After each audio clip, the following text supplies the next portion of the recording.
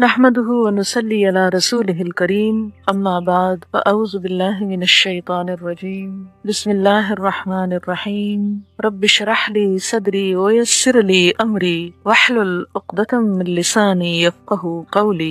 تو اللہ تعالیٰ کے ساتھ بہترین تعلق استوار کرنے کے لیے ضروری ہے کہ اللہ کی صفات پر غور و فکر کرتے ہوئے ان صفات کے مطابق اپنے طرز عمل کو بدلا جائے۔ اگر طرز عمل نہیں بدلے گا تو اس کے ساتھ تعلق درست نہ ہو سکے گا، آپ اس کے محبوب بندے نہ بن سکیں گے۔ دنیا میں بھی آپ دیکھیں کہ جب آپ کسی انسان سے دوستی کرتے ہیں تو اسی بنا پہ دوستی ہو سکتی ہے جب آپ کو اس میں اپنے والی خصوصیات نظر آئیں کہ نہیں۔ اگر ٹوٹلی اپوزٹ قسم کی خصوصیات ہوں اور کوئی بھی چیز کامن نہ ہو تو تعلق نہیں رہ سکتا۔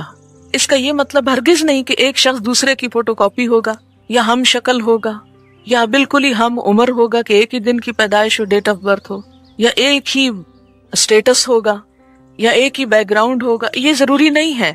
تو اللہ سے تعلق میں بھی یہ چیزیں نہیں کامن، نعوذ باللہ کہ ہستی میں کوئی برابری ہو یا کوئی کسی بھی اور چیز میں برابری، لیکن جب تک ان صفات کا عکس ہم میں نہ آئے ہم اللہ کی نگاہوں میں جچ نہیں سکتے۔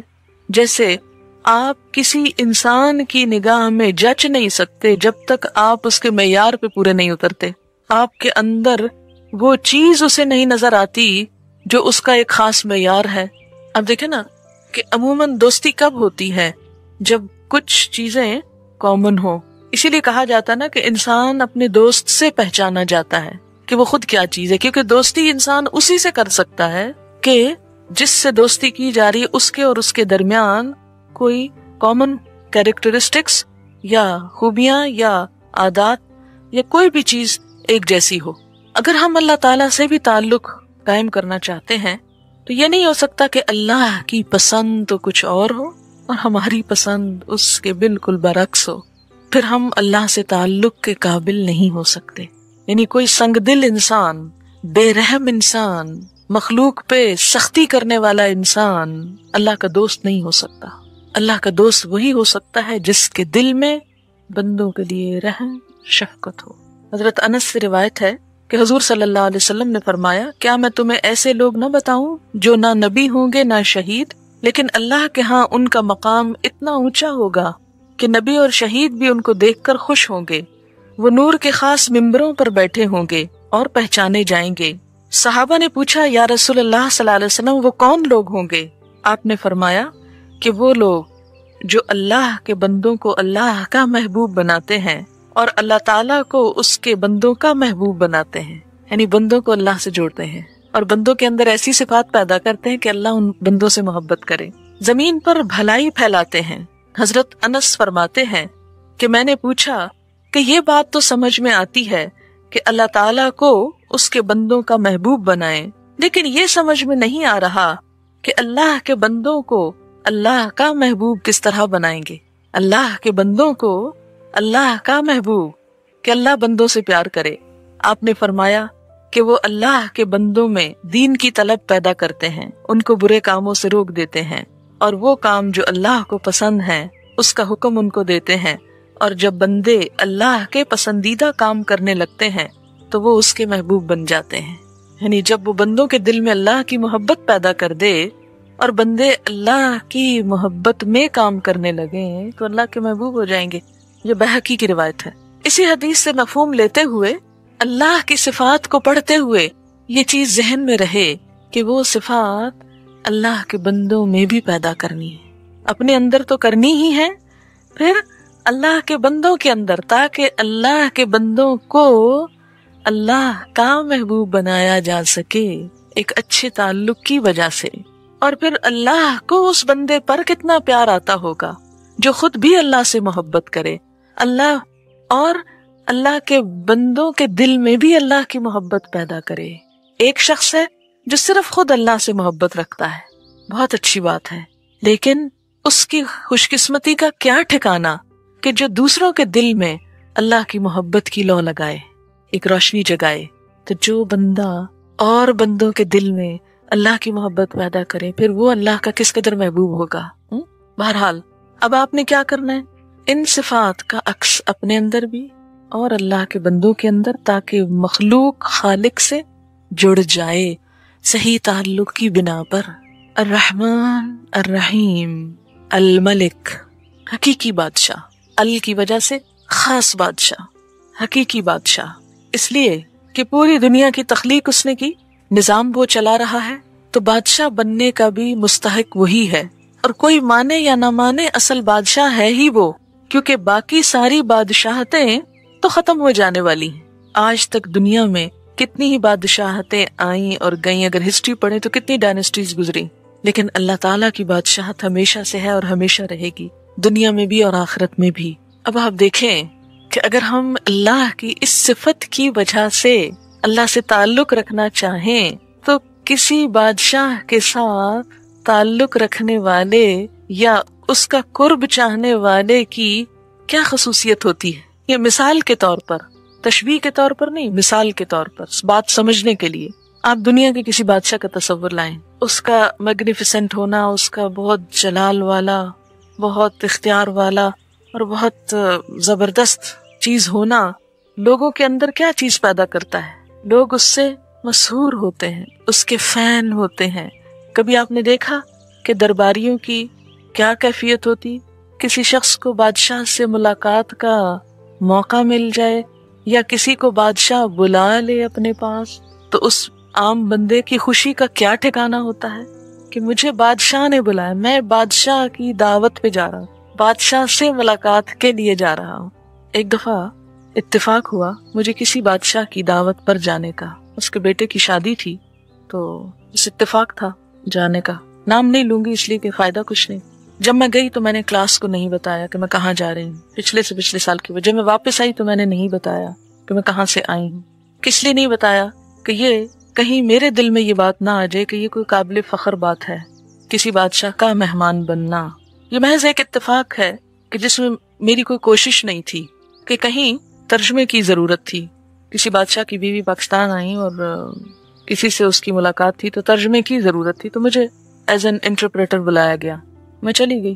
جب میں نے ترجمہ کیا تو جو بادشاہ کی اہلیہ تھیں وہ جس صوفے پہ بیٹھی ہوئی تھی، میں ایک اور صوفے پہ تھی، جس کا ترجمہ کر رہی وہ ایک اور جگہ پر تھی، تو تھوڑی دیر میں وہ مجھے کہتی ہیں ادھر آؤ، میرے پاس آؤ، اور اس سیٹ سے اٹھا کر بالکل ساتھ بٹھا لیا اور مجھ سے پوچھتی ہیں کہ اچھا تم مجھے یہ بتاؤ تم کیا کرتی ہو؟ معلوم نہیں اسے کیا فیلنگ ہوئی۔ میں نے کہا میں پڑھاتی ہوں، اس وقت میں یونیورسٹی جا رہی تھی، ابھی کہ یونیورسٹی میں پڑھاتی ہوں۔ پھر پوچھتی اچھا اور کیا کرتی ہوں؟ میں نے کہا قرآن پڑھاتی ہوں۔ تو کہتی کہ اچھا کیا پڑھاتی ہوں؟ خیر تفصیلات اس نے پوچھی۔ اب جس کا ترجمہ میں کر رہی ہوں وہ شخص ایک طرف بیٹھا اور یہ براہ راست مجھ سے بات چیت شروع ہو گئی۔ پھر کہنے لگی کہ میں نے تھوڑی تفصیل بتائی کس طرح رمضان میں ہوتا ہے پروگرام، ایسا اور ایسا ہوتا ہے۔ کہنے لگی کہ اچھا تم میری طرف سے تمہیں دعوت ہے کہ رمضان میں ہمارے ہاں آ کر تم ہمارے لوگوں کو کچھ سکھاؤ۔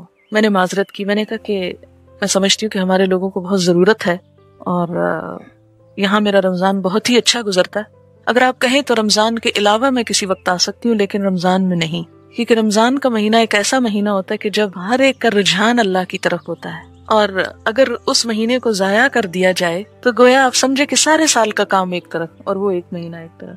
میرا ذاتی فائدہ کہ ایک بادشاہ کی دعوت پر میں ایک ایسی جگہ پر جاؤں اور وہ کروں، دنیاوی لحاظ سے بہت گلیمر تھا اس میں، لیکن اس کو میں نے کہا کہ نہیں مجھے یہی کام کرنا، لیکن پھر کسی وقت۔ بہرحال جب اس کے بیٹے کی شادی ہوئی تو اس شادی پر پھر جو دعوت نامہ آیا تو اس میں مجھے بھی جانا تھا۔ بہرحال ہم شادی اٹینڈ کرنے کے لیے گئے اور سب کچھ دیکھا، تو میں سارا وقت میں تو اپنے تبلیغی نقطہ نظر سے ہر چیز کا جائزہ لیتی رہی کہ لوگوں کے سخت ایکسپریشنز کیا ہیں، لوگوں کے ساتھ کیا سلوک کیا جا رہا ہے، کس طرح ان کو ریسیو کیا جا رہا ہے، کس طرح، کیونکہ جب ہم لوگ ایئرپورٹ پہ پہنچے تو وہ خود ایئرپورٹ پر موجود تھیں مہمانوں کے استقبال کے لیے، تو سارا دن وہ ایئرپورٹ پر ہی رہیں کہ مختلف ممالک سے جو وفد آ رہے تھے ان کو وہ پرسنلی ریسیو بھی کر رہی تھی۔ خیر اس سے میں سارا وقت جنت کا اور آخرت کا اور اللہ کی مہمانی کا اور اس کی بادشاہت کا اور اس کے سارے اسی میں ہی گم رہی کہ وہ کیا چیز ہوگی، اور جب اس کو سوچا تو اس دنیا کی بادشاہت کا 1% بھی مروب نہیں کر سکا، دل میں ایک لمحے کے لیے بھی نہ حسرت آئی، نہ خیال آیا، نہ ہی کوئی چیز امپریس کی کہ ہائے ان کے پاس اتنا ہے اور یہ ہے اور یہ، کچھ بھی نہیں۔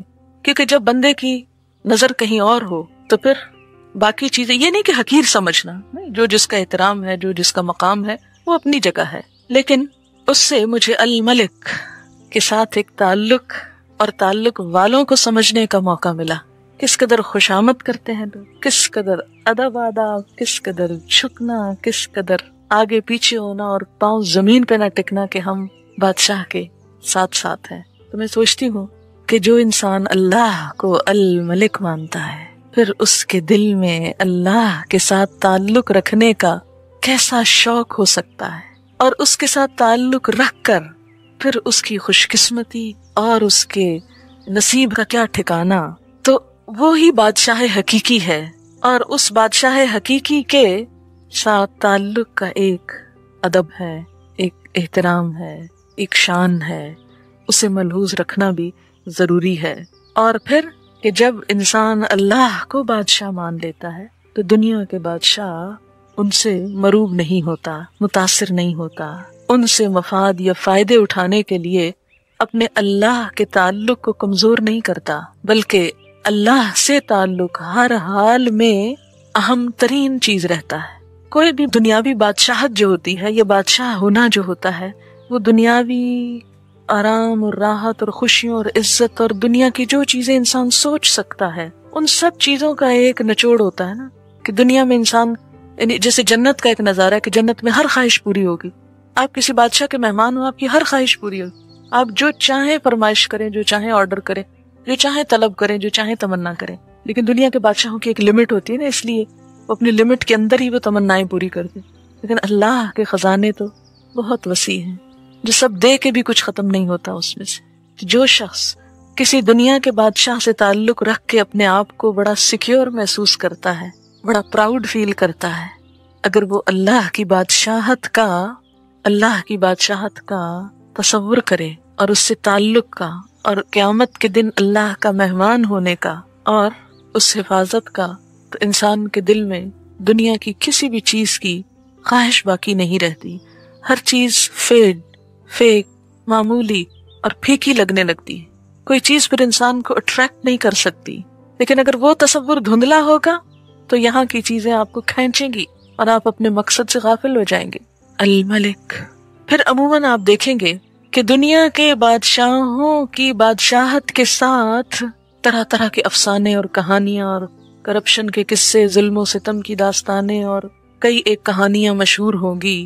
لیکن القدوس، وہ بادشاہ ہوتے ہوئے نہایت پاکیزہ. دنیا کے آپ کسی بادشاہ کا نام نہیں لے سکتے کہ جس کی ذات کے ساتھ کوئی افسانہ یا کوئی اسکینڈل مشہور نہ ہو یا سنا نہ جا سکے. کیونکہ جب کسی انسان کے اندر بہت سا اقتدار آتا ہے، قوت آتی ہے، عروج آتا ہے، یا اس کے ساتھ دنیا کی ہر چیز پر اس کا ہاتھ ہوتا ہے، تو پھر اسے ظلم سے استعمال کرے، کسی بھی طریقے سے استعمال کرے، وہ اس کو اپنے لیے جائز سمجھتا ہے، اور اس طرح حدود پر قائم رہنا مشکل ہو جاتا ہے. لیکن اللہ جو بادشاہ ہے وہ ساتھ القدوس بھی ہے، نہایت پاکیزہ، کہ جس میں دنیا کے بادشاہوں والی کوئی کجی، کوئی عیب، کوئی خرابی، کوئی چیز نہیں پائی جاتی. القدوس، نہایت پاکیزہ، ہر برائی سے پاک، ہر کمزوری سے پاک، ہر عیب سے پاک. القدوس. اس کے فرشتے اس کی عبادت میں لگے ہوئے، وہ سب بھی نہایت پاکیزہ. اگر کوئی بندہ اس سے تعلق رکھنا چاہتا ہے تو پھر اس کے لیے لازم ہے کہ وہ اپنے آپ کو برائیوں سے بچائے، کیونکہ وہ تو پاکیزہ ہے اور پاکیزہ لوگوں ہی کو پسند کرتا ہے. پھر انسان کسی بھی چیز کو پا کر، اب دیکھیں، مال کو پا کر مال کی محبت میں گرفتار ہونا ایک کمزوری ہے نا انسان کی. لیکن مال ہوتے ہوئے مال کی محبت دل سے نکال کے اللہ کی محبت کو دل میں جگہ دینا، یہی اللہ سے دوستی کا سبب بنتا ہے. انسانوں کی محبت ایک کمزوری ہے انسان کی، لیکن اس محبت کے ذریعے اگر انسان اللہ کی محبت کے قریب ہو تو اسی سے اصل فائدہ ہے. اگر انسان بندوں کی محبت میں مبتلا ہو کر اللہ کو بھول بیٹھے اور اللہ کے حکم کی نافرمانی کرے یا اللہ کی راہ میں دوڑنے میں سستی کرے، نماز میں تو دل نہ لگے اور بات چیت لمبی لمبی لوگوں کے ساتھ گپ شپ، تو پھر کہیں تو کچھ کمی ہے. القدوس، نہایت پاکیزہ. السلام، سراسر سلامتی. السلام، کس طرح اس نے ہم کو امن میں رکھا ہوا ہے۔ صرف زمین کی ساخت پر غور فرمائیں، زمین کی ساخت، کس طرح یہ کرۂ ارض آگ کا ایک گولا اپنے پیٹ میں آگ کے طوفان لیے ہوئے، اس کی پیٹھ پر ہم امن سے بیٹھے ہیں۔ زمین کے اندر ہر وقت ایک ارتعاش ہے، ایک زلزلے کی کیفیت ہے، لیکن ہم کبھی کبھار محسوس کرتے ہیں تو خوف کا کیا عالم ہوتا ہے۔ پھر ہر وقت یہ زمین فضا کے اندر گھوم رہی ہے، دوڑ رہی ہے، لیکن اس کے باوجود ہم میں سے کسی کو کچھ بھی خبر نہیں، کوئی احساس نہیں، کوئی پریشانی نہیں۔ اس کرے کے اندر ایسی گریوٹی رکھی کہ ہم کہیں لٹک کے گر نہیں جاتے۔ بعض اوقات ایسی کنڈیشن ہوتی ہے کہ ہم اگر فضا میں اپنے آپ کو دیکھیں تو سروں کے بل لٹکے ہوئے، لیکن ہمیں کبھی اس کا احساس نہیں ہوتا۔ کس طرح اس نے ہمیں فزیکلی بھی امن کے ساتھ رکھا ہوا ہے۔ پھر آپ دیکھیں کہ دوسرے سیاروں کے ساتھ ٹکرانے کا کتنا خدشہ موجود ہے، پھر ہماری حفاظت کے لیے کس طرح ایک ہوا کا غلاف بنا رکھا ہے کہ دوسرے ستاروں سیاروں کے ٹوٹ کر یہاں پہنچنے سے پہلے ہی وہ سب کچھ باؤنس ہو جاتا ہے، ختم ہو جاتا ہے، واپس ہو جاتا ہے۔ تو السلام، سلامتی دینے والا یا سراسر سلامتی۔ اور پھر اس کی اس صفت السلام کا ہم پر کیا اثر ہونا چاہیے کہ ہم بھی مسلم بن کر رہیں، مسلم ہمارا بھی شعار ہو۔ کائنات کی ہر چیز اس کے السلام ہونے کا اظہار کر رہی ہے۔ ان گنت ستارے سیارے اپنے اپنے کام میں لگے ہوئے ہیں کہ مسلم ہیں، اس کے فرما بردار ہیں۔ اس دنیا کے اندر سلامتی ہو نہیں سکتی جب تک کہ بندہ مسلمان بن کے نہ جیے۔ اور مسلم کی ڈیفینیشن کیا ہے؟ المسلم من سلم المسلمون من لسانہ و یدہ۔ مسلمان وہ ہیں جس کے ہاتھ اور زبان سے دوسرے مسلمان سلامتی میں رہیں۔ المؤمن امن دینے والا یا ایمان دینے والا، ایمان کا سرچشمہ بھی اسی کی ذات ہے اور امن بھی وہیں سے ہے، اور اس کا خلیفہ ہونے کی حیثیت سے زمین کے اوپر اللہ کا نائب ہونے کی حیثیت سے میرا فرض بھی کیا بنتا ہے کہ میں خود بھی امن کے ساتھ رہوں اور دوسروں کے لیے بھی پرامن ماحول قائم رکھوں۔ اور اس کے لیے کچھ اگر دباؤ برداشت کرنے پڑیں، اس امن میں خلل اندازی ہونے کے لیے اگر کچھ تکلیف اٹھانی پڑے تو بھی تکلیف اٹھا کر امن و امان کی صورتحال کو قائم رکھا جائے۔ اور پھر وہ ایمان دینے والا ہے تو میں آگے بڑھ کر ایمان لینے والی بن جاؤں، اس کے دیے ہوئے ایمان سے یا اس کی ذات پر ایمان رکھوں، بھروسہ کروں، اعتماد کروں۔ لتؤمنوا باللہ وبرسولہ، اور اسی طرح بندوں کے دل میں بھی ایمان جگاؤں۔ جتنا جتنا دوسروں کے دلوں میں ایمان کی شمعیں جلائیں گے اپنے اندر جلیں گی، خود زیادہ مضبوطی آئے گی۔ مؤمن، کیا میں بھی امن کی پیغامبر ہوں یا فساد جھگڑا اٹھانے والی؟ حمالۃ الحطب۔ اللہ نے اگر ایمان مجھ تک پہنچا دیا، کیا میں اس کی مخلوق تک پہنچا رہی ہوں؟ کتنے ہی بندے اس کے ایسے ہیں جو کافر ہیں، جو ایمان سے خالی ہیں۔ کیا میں نے کوئی کوشش کی کہ ان بندوں تک ایمان کو پہنچاؤں، یا صرف اس کی یہ نعمت لے کر بیٹھ گئی اپنی ہی ذات تک؟ کسی بھی چیز کی قدردانی تو اسی وقت ہو سکتی ہے، شکر گزاری تو اسی وقت ہو سکتی ہے کہ جب اس کی دی ہوئی نعمت کا صحیح استعمال کیا جائے۔ مثلاً اگر آپ اپنے بچے کو ایک پینسل تراش لے کر دیں، شارپنر، اور وہ اس میں پینسل کی بجائے پین تراشنے لگے تو پین کا بھی کباڑا ہوگا اور پینسل تراش کا بھی، تو آپ کیا کہیں گے کہ اس نے قدردانی نہیں کی اس کو غلط استعمال کر کے۔ کسی بھی چیز کا یہی حال۔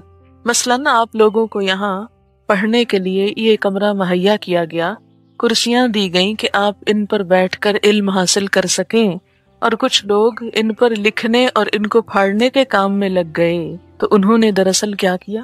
امن میں خلل اندازی کی، اور اس کے علاوہ اس نعمت کی جو انہیں بغیر کسی قیمت کے ملی تھی اس کی قدردانی نہ کی۔ تو جب بندہ اللہ کا حق ادا نہیں کرتا، جیسا کہ آتا ہے وما قدر اللہ حق قدرہ، تو یہی ہے ناشکری کہ اس نے تو ہمیں ایمان دیا، امن دیا، ہم اسے آگے نہ پہنچا سکے، آگے نہ دینے والے بنے۔ اس نعمت کا صحیح استعمال نہ کیا، قدردانی نہ کی۔ المہیمن، نگہبان، وہ ہماری نگہبانی کر رہا ہے، حفاظت کر رہا ہے۔ ہم اس کی حدود کی کس حد تک نگہبانی کرتے ہیں، اس کی بتائی ہوئی بنائی ہوئی حدوں کو کس طرح ان کا خیال رکھتے ہیں۔ مہیمن، العزیز، سب پر غالب، زبردست۔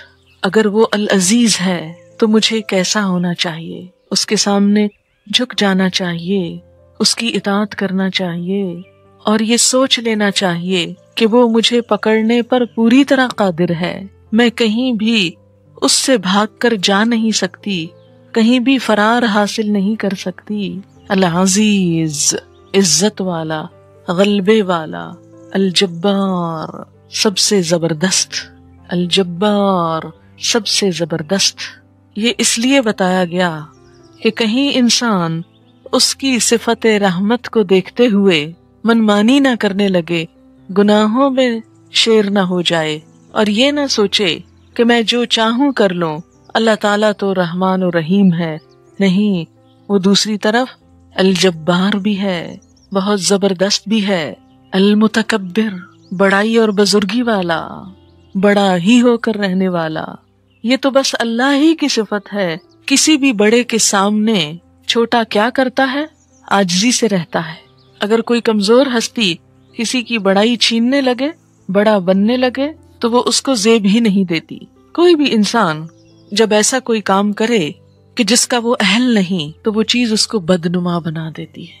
ایک شخص جو کچھ بھی پڑھا لکھا نہ ہو، اگر استاد بننے کی کوشش کرے تو وہ اس کام کو آسان طریقے سے ادا نہ کر سکے گا، اس کو بدنما بنا دے گا۔ بڑائی صرف اللہ کی صفت ہے، بڑا ہو کر رہنے والا صرف وہ ہے، اسی کا حق ہے۔ تکبر اسی کے لائق ہے۔ اگر کوئی انسان جو حقیقت میں چھوٹا ہے، اگر تکبر کرنے کی کوشش کرے گا، بڑا بننا چاہے گا، تو کیا ہوگا؟ یہ تکبر اس کو بدنما بنا دے گا۔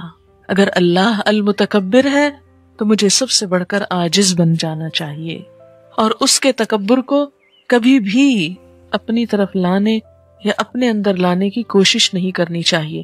جیسا کہ روایت میں آتا ہے، اس کا مفہوم کچھ اس طرح ہے کہ تکبر میری چادر ہے، یعنی بڑائی صرف اللہ کو زیب دیتی۔ اگر کوئی وہ مجھ سے لینے کی کوشش کرتا ہے، یعنی اللہ کی چادر چھیننے کی کوشش کرتا ہے، تو اللہ کے غضب کو دعوت دیتا ہے، یعنی وہ اللہ کی ناراضگی کو دعوت دیتا ہے، کیونکہ وہ خود المتکبر ہے۔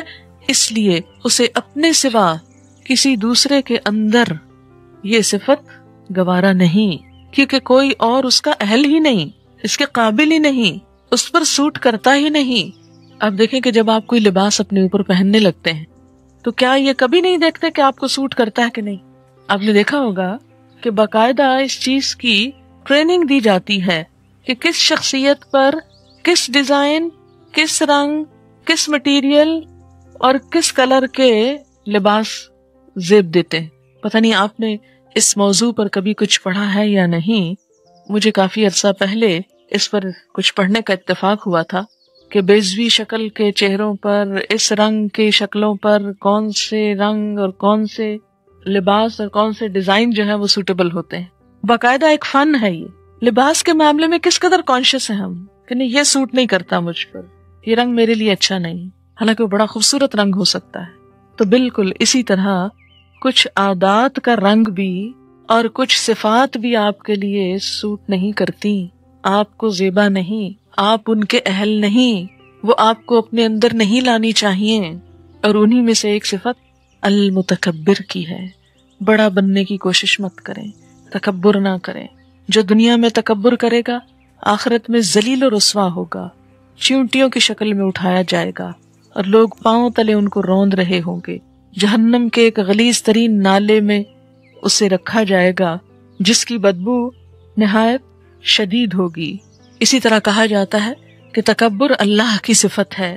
جب انسان تکبر کرتا ہے تو اللہ کی کبریائی میں شریک ہو کر شرک بھی کرتا ہے۔ جب انسان تکبر کرتا ہے تو ایک طرح سے شرک کا ارتکاب کرتا ہے، اور اس طرح اپنے آپ پر ہی ظلم کرتا ہے، کیونکہ وہ بڑا بن تو سکتا ہی نہیں، لیکن جب وہ کوشش کرتا ہے بڑا بننے کی، جب بڑا بننے کی کوشش کرتا ہے تو اس کو زیب ہی نہیں دیتا. جیسے کوئی گدھا شیر کی کھال پہن کر اگر شیر بننا چاہے تو وہ شیر بن سکتا ہی نہیں، اور وہ اس کو سوٹ کرتا ہی نہیں، وہ الٹا اس کی شامت بلانے کا سبب بنے گا. اسی طرح جو صفت ہم کو زیب نہیں دیتی وہ المتکبر ہونے کی ہے، بلکہ یہ اللہ کی صفت ہم سے کیا تقاضا کرتی ہے کہ اگر ہم اللہ سے تعلق رکھنا چاہتے ہیں تو عاجز بن جائیں، تکبر اپنے اندر سے نکال پھینکے. اس لیے فرمایا اگر رائی کے دانے برابر بھی تکبر ہوگا تو اللہ کی جنت میں داخل نہ ہو سکو گے. رائی کا دانہ، اتنا چھوٹا سا تکبر بھی. تو تکبر اپنی گفتگو میں، اپنے قول میں، اپنے رویے میں، اپنے بولنے کے انداز میں، کسی بھی چیز میں ناپسندیدہ ہے. ہاں پوری دنیا آپ کے دروازے پہ لا کے ڈھیر کر دی جائے تو بھی آپ کو حق نہیں تکبر کا، کیونکہ خود زمین کی حیثیت پوری کائنات کے اندر کتنی ہے؟ بس ایک ذرے سے بھی کم کی، مائکروسکوپک ذرے کی، اور اس پر اتنے سارے کانٹیننٹس اور ملک، اور اس کا بھی صرف ایک حصہ خشکی ہے، 3 حصے پانی، اور اس ایک حصہ خشکی میں بھی کتنے کانٹیننٹس، اور ان کانٹیننٹس میں سے بھی کتنے کنٹریز، اتنے کنٹریز میں سے پھر سٹیز. سٹی میں آپ کا نام، آپ کی ذات، کیا حیثیت ہے اس کی؟ کچھ بھی نہیں. ایک قلم کی نوک پر چمٹے ہوئے لاکھوں کروڑوں جراثیموں میں سے ایک جراثیم، بس ابتدا تو وہیں سے ہوئی نا، ایک جراثیم سے. تکبر کہاں کو زیب دے گا؟ سوٹ ہی نہیں کرتا، ہضم ہی نہیں ہو سکتا. الخالق، تخلیق کرنے والا، بنانے والا، پیدا کرنے والا، اور اس صفت کی بنا پر اللہ کو ہر چیز کا خالق سمجھنا اور خود کو مخلوق سمجھنا کہ میں اس کی کریشن ہوں. تخلیق میں نہ میرا نہ کسی اور کا کوئی حصہ ہے، سب مخلوق ہے، صرف وہی خالق ہے. البارئ، جان ڈالنے والا، زندگی دینے والا، پیدا کرنے والا، اس کے سوا کوئی اور ہو نہیں سکتا، کوئی اور ہے نہیں. غیر محسوس طریقے سے ڈالتا ہے اور جب چاہے نکال بھی لیتا ہے. ہر متحرک زندہ چیز، لائف کی اوریجن اسی کی طرف سے ہے، خود سے خود کچھ نہیں ہو گیا. المصور، تصویر کشی کرنے والا، اوریجنلی ڈیزائننگ کرنے والا، ہر چیز کی اصل ڈیزائنر وہی ہے. آپ دیکھیں پہاڑوں کو کیسے ڈیزائن کیا، پتوں کو، پھولوں کو، انسانوں کے اندر ایک آنکھ کو کبھی آپ دیکھیں کیسے ڈیزائن کیا اس نے. بظاہر تو ہمیں دور سے سفید اور کالی چیز نظر آتی ہے نا، لیکن اگر قریب سے کسی کی آنکھ دیکھیں تو وہ جو کالا حصہ ہے اس کے اندر پھر حصے ہیں، اور اس کے اندر پھر باریک باریک لائنیں ہیں. کتنا خوبصورت ڈیزائن کیا. اگر ان کی جگہ 2 بٹن رکھ دیتا کیا حال ہو گیا ہوتا ہمارا، یا 2 سوراخ ہی رکھ دیتا اور بس کیا لگتے ہم. المصور. اور اسی اپنی صفت کی وجہ سے اس نے انسانوں کے لیے تصویر کشی کو ناپسندیدہ قرار دیا، خصوصاً جاندار چیزوں کی. یعنی کوئی بھی شخص البارئ نہیں ہو سکتا تو المصور بننے کی بھی کوشش نہ کرے، لیکن اس کی بنائی ہوئی تصویروں پر، خصوصاً انسانوں پر غور و فکر کرتا رہے. اور جب کوئی حسین انسان، خوبصورت انسان نظر آئے تو بجائے اس کا عاشق ہونے کے اللہ کا ہوا جائے جس نے یہ تصویر بنائی.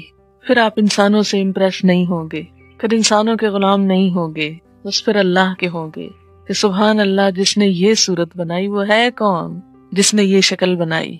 اور جب انسان اللہ سے صحیح تعلق نہیں رکھتا تو وہ اللہ کو بھول جاتا ہے اور اس تصویر کو پوجنے لگتا ہے، اور یہیں سے شرک کا دروازہ کھل جاتا ہے.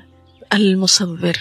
آپ دیکھیں کہ اس نے دماغ کی بھی کیسی ہماری ساخت بنائی، کتنی زبردست، کتنی خوبصورت، کہ جس کی بنا پر ہم آگے ڈیزائننگ کرتے ہیں اور تصویریں بناتے ہیں یا مختلف چیزوں کو امیجن کر سکتے ہیں.